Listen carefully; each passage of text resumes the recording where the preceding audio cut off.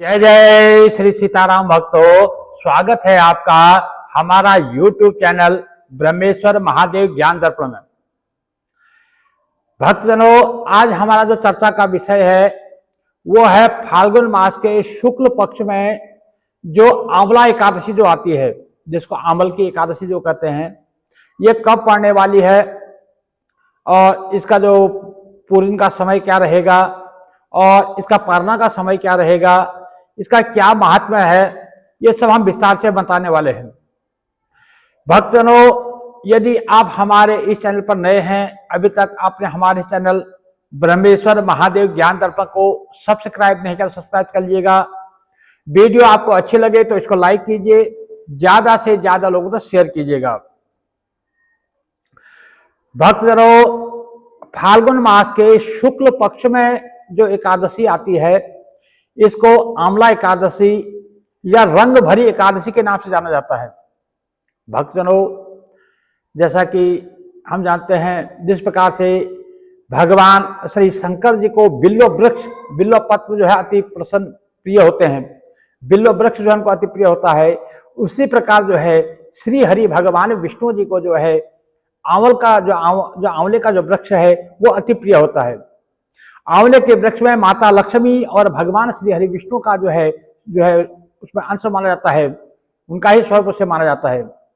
तो माता लक्ष्मी और जो भगवान श्री हरि विष्णु है वो आंवले के वृक्ष में है सदा जो है निवास करते हैं, इसलिए उनका पूजन का जो है विशेष महत्व है। और भगवान श्री हरि विष्णु को जो है आंवले का भोग जो लगाया जाता है वो उनको अति प्रिय होता है।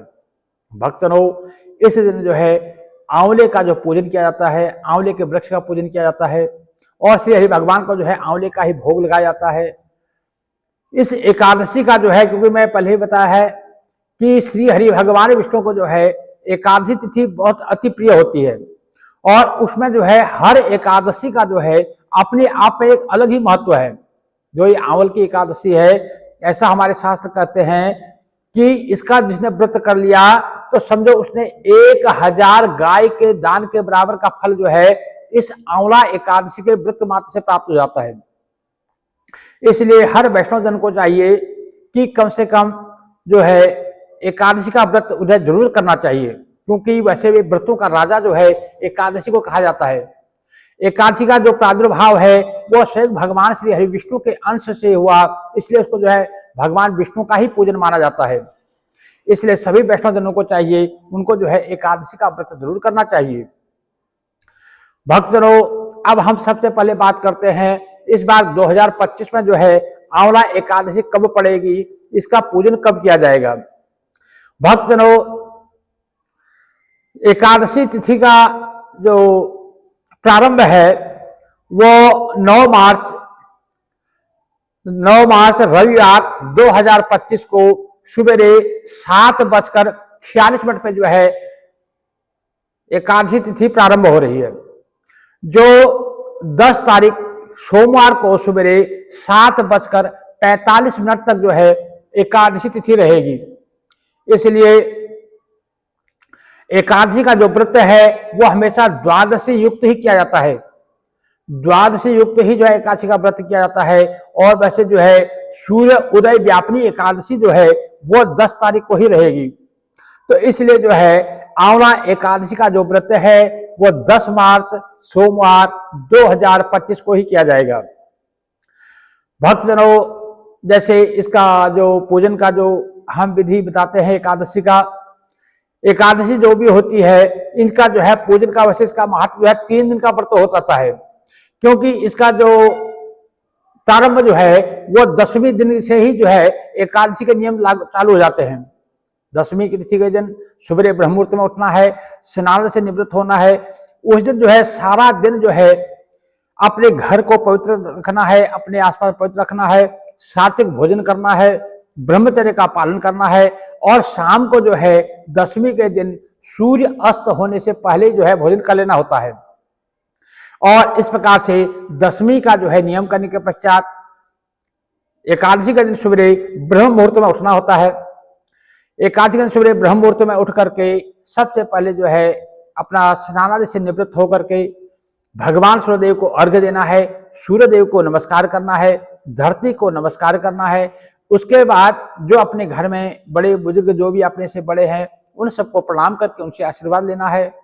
उसके बाद जो आपका पूजा का स्थल है, जहां आप पूजा करते हैं या जहां पर आपने पूजा, जैसे आपको कोई एक जगह मतलब पूजा के लिए कोई आपकी जगह निश्चित नहीं है, तो आप किसी भी एक जगह में जो है उसको जो है वहाँ पर साफ सफाई करके, वहाँ पर जो है जल छिड़क करके, वहाँ पर एक चौकी का निर्माण करके, उसके ऊपर जो है भगवान श्री हरि भगवान विष्णु का जो है चित्र इत्यादि लगा करके वहाँ पर भी आप पूजन कर सकते हैं। यदि कोई पूजा का स्थान है तो वहाँ पर आप पूजन कीजिएगा। उस पूजन स्थान में बैठ करके वहाँ पर जो है चौकी बिछाइए, चौकी में जो है पीला कपड़ा बिछाइए, उसके ऊपर जो है श्री हरि भगवान विष्णु का जो है चित्र हो, विग्रह हो, मूर्ति हो, जो भी उनको जो है विराजित कीजिए। उसके बाद एक घी का दीपक जलाइए। उसके बाद जो है 1 मिनट के लिए मौन रह करके अपने सदगुरुदेव का ध्यान कीजिए। सदगुरुदेव जी से जो है मन ही मन आज्ञा लीजिए। उसके बाद जिनकी प्रेरणा से आप इस व्रत को कर रहे हैं उनका भी ध्यान कीजिए, उनको नमस्कार कीजिए। उसके बाद एक संकल्प आपको लेना होता है, क्योंकि संकल्प के बिना किया गया कोई भी कार्य जो है वो पूर्ण फल नहीं देता है। इसलिए आपको एक संकल्प लेना है। संकल्प में जो है अपना नाम, अपना गोत्र, अपना स्थान, अपना जो महीना है, जो वार है, जो तिथि है, जो पक्ष है, वो जो है सारा उच्चारण करते हुए जो है सो हरिओम तत्सत करके श्री भगवान हरि विष्णु के चरणों में उसको छोड़ना होता है। संकल्प करने की संक्षेप विधि हम पहले बता चुके हैं, उसका लिंक जो है हमारे डिस्क्रिप्शन में मिल जाएगा, वहां से देख करके जो है आप संकल्प कर सकते हैं। संकल्प करने के पश्चात संकल्प कीजिए और उसके पश्चात जो है सबसे पहले श्री हरि भगवान विष्णु को जो है स्नान कराइए। यदि मूर्ति है तो उनका अभिषेक कीजिए, यदि चित्र है, विग्रह है तो यदि तो उसको स्नान कराइए। 3 चम्मच पानी डालिए। पादोपाद्यम समर्पयामि नमः, हस्तो अर्घ्यं समर्पयामि नमः, मुखे आचम्यम समर्पयामि नमः। इस प्रकार से, और यदि मूर्ति है तो उनका अभिषेक कीजिए, उसका उनका अंग प्रोक्षण कीजिए। उसके बाद उनको तिलक लगाइए, तिलक लगाइए, चंदन लगाइए और उनको जो है पुष्प चढ़ाइए, इत्र इत्यादि चढ़ाइए, वस्त्र चढ़ाइए। यदि फोटो है तो उसमें जो है वस्त्र के रूप में आप कलावाई उनको प्रदान कर सकते हैं और उनको जो है माला पहनाइए और इत्र इत्यादि लगा करके उनको सुंदर जो है सुगंधित पुष्पों से उनको आच्छादित कीजिए और भगवान को जो है नमस्कार कीजिए। उनको प्रसाद अर्पण कीजिए। प्रसाद के रूप में जो है आप जो भी आपने कोई दूध से बना हुआ पदार्थ हो या जो भी आपने संभव हो, कोई बर्फी इत्यादि आप भोग लगा सकते हैं। कुछ नहीं तो आप गुड़ का भी भोग लगा सकते हैं, मिश्री का भी भोग लगा सकते हैं और कुछ फल उनको जरूर चढ़ाइए, क्योंकि भगवान श्री हरि विष्णु को जो है केले का फल अति प्रिय है। केले का फल चढ़ाना है और आज के दिन जो है आंवला की पूजा होती है तो आंवले का फल भी चढ़ाना है।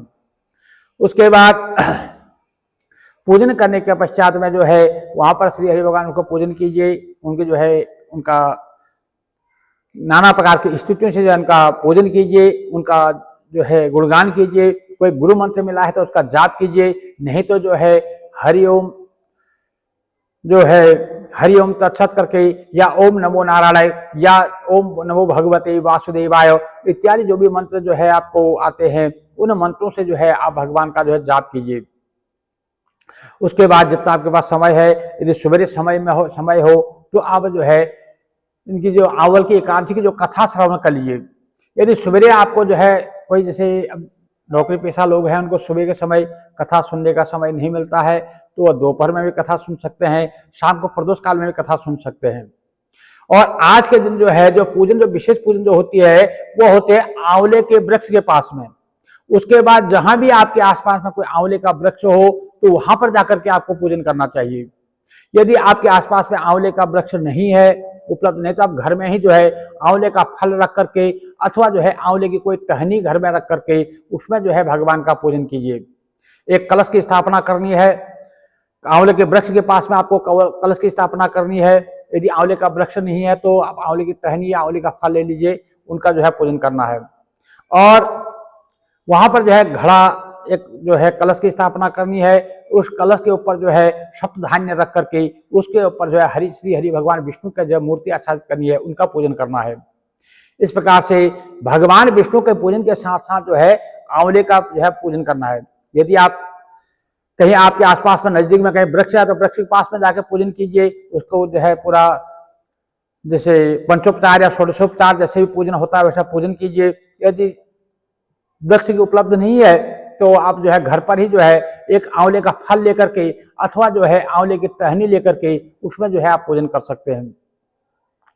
और इस प्रकार से जहाँ पर जो है बैठ करके कथा श्रवण कीजिए, भगवान के जो है नाना प्रकार की स्तुतियों के द्वारा उनका जो है गुणगान कीजिए और इस प्रकार से उनको आरती करनी चाहिए, भोग लगाना चाहिए और उसके बाद जो है लौंग का जोड़ा, पान का बेड़ा जो है उनको पान अर्पण करना चाहिए और इस प्रकार से भगवान का गुणगान करते हुए जो है भगवान की कथा श्रवण करें। कथा सुनने के बाद आरती करें, उसके बाद में जो है अपना सारा दिन जो भी आप कार्य करते हैं उसको भगवान को अर्पण करते जाएं। जो भी आप नौकरी पेशा है, व्यापारी है या जो भी आप काम करते हैं या माता बहना भाई घर के जो कामकाज करते हैं उसको भगवान श्री हरि की सेवा मान करके भगवान श्री हरि का ही जो हम कार्य कर रहे हैं ऐसा मन में संकल्प लेकर के आप दिन भर जो भी कार्य करेंगे उससे प्रभु के चरणों में समर्पण करते जाएं और सारा दिन जो है मुख में जो है राम राम कृष्ण कृष्ण राम राम कृष्ण कृष्ण जो है जपते हुए सारा दिन व्यतीत होना चाहिए। और जब भी आपके पास समय मिले, जब भी आपके पास वक्त हो, आप प्रभु का जो है स्मरण करें। कोई जैसे कोई चोर हो, कोई झूठा हो, कोई पातकी हो, कोई इस प्रकार का जो दूसरी निंदा करने वाला हो, ऐसे लोगों के संपर्क में ना रहें, ना ही उनसे कोई बात करें। यदि किसी कारण से आप उनसे बातचीत कर हो जाती है तो उसके बाद जो है अब भगवान सूर्य के दर्शन कर करके या हरिओम तत्सत कर करके अपना प्रायश्चित कर लें, क्योंकि जितना भी समय आपको पास मिले उसका मन में जो है आपको राम राम कृष्ण कृष्ण राम राम कृष्ण कृष्ण जपते हुए अपना दिन को व्यतीत करें। और जो भी कार्य आप कर रहे हैं, आप जैसे नौकरी पेशा हैं या व्यापारी हैं या घर का कार्य काम कर रहे हैं, जो भी काम कर रहे हैं उसे प्रभु की सेवा मान करके प्रभु को अर्पण करते जाएं। इस प्रकार से जो है पूरा दिन व्यतीत करें। और एकादशी जो कथा है वो कथा श्रवण जो है, यदि सुबह आपने कथा सुन ली तो ठीक है, नहीं तो आप दोपहर में भी कथा सुन सकते हैं या फिर सायं को प्रदोष काल में भी कथा सुन सकते हैं। जैसा आपके पास अपने जो हम सांसारिक गृहस्थी लोग के हैं जैसा समय बन पड़ता है उस हिसाब से कथा सुननी है, लेकिन कथा सुननी जरूर है। कथा की वीडियो जो है हम अगले अलग से वीडियो बना करके हम जो है आपको भेजेंगे, बहुत जल्दी वो डाउनलोड हो जाएगी, वहां से आप कथा सुन करके कथा को सुन सकते हैं। इस प्रकार से जो आंवले के जो पूजन करना है, भगवान विष्णु का पूजन करना है और उनसे जो है आशीर्वाद प्राप्त करना है। और उस दिन जो है रात्रि को शाम की जो पूजा होती है, पूजा के पश्चात जो है वैसे एकादशी दिन जो है रात्रि को जागरण का विशेष महत्व होता है, क्योंकि एकादशी व्रत का जो है पूर्ण फल जो है उसको रात्रि जागरण का इसमें विशेष महत्व होता है। यदि आप जागरण नहीं कर पाते हैं तो जितनी देर ज्यादा आप जाग सकते हैं उतनी देर जो है प्रभु का भजन कीजिए, प्रभु का जो है गुणगान कीजिए, प्रभु की नाना स्तुतियों के द्वारा उनका जो है भजन कीजिए, नहीं तो राम राम कृष्ण कृष्ण रटते हुए अपना जो है समय निकालिए। और अगले दिन जो है द्वादशी के दिन, तो इसलिए मैंने कहा कि जो एकादशी का जो नियम होता है ये 3 दिन का होता है। दशमी का नियम हो गया, एकादशी का नियम हो गया, उसके बाद द्वादशी के दिन जो है फिर सवेरे ब्रह्म मुहूर्त में उठना है। ब्रह्म मुहूर्त में उठ करके स्नान से निवृत्त होकर के वे भगवान सूर्यदेव को अर्घ्य देना है, सूर्यदेव को नमस्कार करना है, धरती को नमस्कार करना है, घर में बड़े बुजुर्ग को नमस्कार करने के पश्चात फिर भगवान श्री हरि विष्णु का जो है पूजन करना है। पूजन करने के पश्चात आपने जो है ब्राह्मण भोजन के निमित्त जो है भगवान को भोग लगाना है। भगवान को भोग लगाने के पश्चात में जो है ब्राह्मण भोजन के निमित्त जो है कुछ ना कुछ अन्न वस्त्र इत्यादि जो है आपको जो दान करना है वो निकाल करके उसमें कुछ द्रव्य दक्षिणा रखनी है। यदि आप घर में बुला करके ब्राह्मण को भोजन करा सकते हैं तो अति उत्तम है। यदि आप घर में बुला करके ब्राह्मण भोजन की व्यवस्था नहीं बन पाती है तो ऐसे में जो है आपको उनके लिए जो सूखा अनाज निकाल करके उसमें कुछ दक्षिणा रख लीजिए, उसके ऊपर एक संकल्प करके उसको रख दीजिए। बाद में जब आपके पास समय मिले उसको किसी अपने पुरोहित जी को या किसी ब्राह्मण को या किसी पूजा स्थान में या मंदिर में जो है उसे आप दान में दे दीजिए। तो ये जो है 2-3 चीजों का हमें खास ध्यान रखना होता है, क्योंकि ब्राह्मण भोजन और ये जो इसका जो पारना का जो समय है द्वादशी में ही किया जाता है, और जो है जो हम व्रत करते हैं व्रत के पहले संकल्प लेना, ये 2-3 चीजें जो है हमें विशेष ध्यान रखनी होती है। तो इस प्रकार से द्वादशी के दिन जो है उसका पारणा करना चाहिए। अब पारणा जो होगा इस बार ये होगा 11 मार्च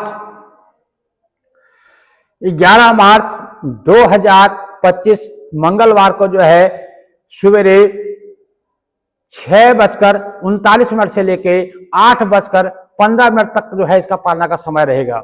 एक बार फिर मैं बता दूं, सवेरे जो है 6:39 पर जो है जो सूर्योदय होंगे, उसके बाद से लेके 8:15 तक जो है द्वादशी तिथि रहेगी।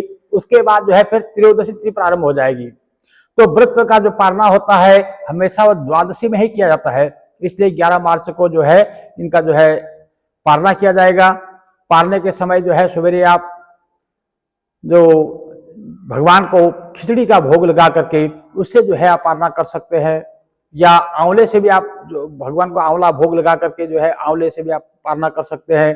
पंचामृत से आप जो है पारणा कर सकते हैं। यदि अगले दिन आपको किसी चीज का व्रत रहता है द्वादशी के दिन, जैसे मंगलवार या कोई ऐसा व्रत रहता है, प्रदोष व्रत रहता है, तो ऐसे में जो है आपको सिर्फ जल चरणामृत या फल से ही जो है व्रत को खोलना है, उसमें आपको अन्न नहीं लेना होता है। और यदि आपका व्रत नहीं है तो आप जो है अन्न से पारणा कर सकते हैं।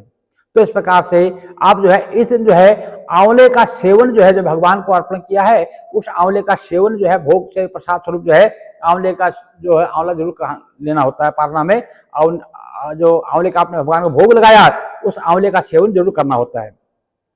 इस प्रकार से जो आंवल की एकादशी है, जो इस आंवली एकादशी का जो व्रत कर लेता है, इसकी जो कथा को सुनता है और इसके जो नियमों का पालन कर लेता है, तो श्री वेद व्यास जी कहते हैं कि वो जो है 1000 गाय के दान के बराबर का फल उसे जो प्राप्त हो जाता है। इसलिए भक्तजनों जिससे बन पड़े, यदि कोई व्यक्तिजन व्रत लेने में असमर्थ है तो उनको चाहिए कि इसके नियमों का पालन करे, कथा का श्रवण करे, भगवान का पूजन करे। उसके पश्चात जो है चावल छोड़ करके अपना जो है जैसे अन्न, फल, दूध, जूस इत्यादि लेकर के अपना जो है दिन का निर्वाह करे। सारा दिन जो है अब राम राम कृष्ण कृष्ण राम राम कृष्ण कृष्ण करके दिन यापन करें, और जो भी आप कार्य करें वो भगवान की सेवा मान करके भगवान को अर्पण करते जाएं। ऐसा करने से भगवान श्री हरि अति प्रसन्न होंगे। भक्तजनों इस प्रकार से श्री हरि भगवान विष्णु जो है आपको अपना पूर्ण आशीर्वाद प्रदान करें। और एक बात का खास कर ध्यान रखें, मैं बार बार कहता हूं, जो भी भक्तजन व्रत करते हैं व्रत के दिन सात्विकता का, पवित्रता का खास ध्यान रखना है।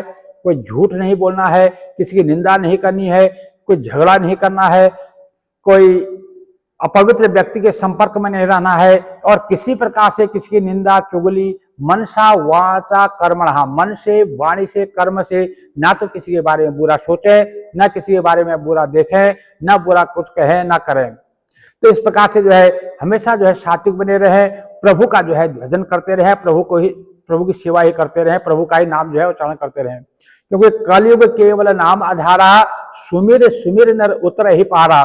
इस कलयुग में सिर्फ नाम की महिमा है, इसलिए जितना बन पड़े सारा दिन जो है राम राम कृष्ण कृष्ण शिव शिव करते हुए अपना दिन को जो है यापन करें। भक्तजनों इस प्रकार से श्री हरि भगवान विष्णु जो है अपना पूर्ण आशीर्वाद आप सबको प्रदान करें। भक्तों यदि आप हमारे चैनल पर नए हैं, अभी तक आपने हमारे चैनल को सब्सक्राइब कर लीजिएगा, और वीडियो आपको अच्छी लगती है तो इसको लाइक कीजिए, ज्यादा से ज्यादा लोगों तक शेयर कीजिएगा। भक्तों जय जय श्री सीताराम। भक्तों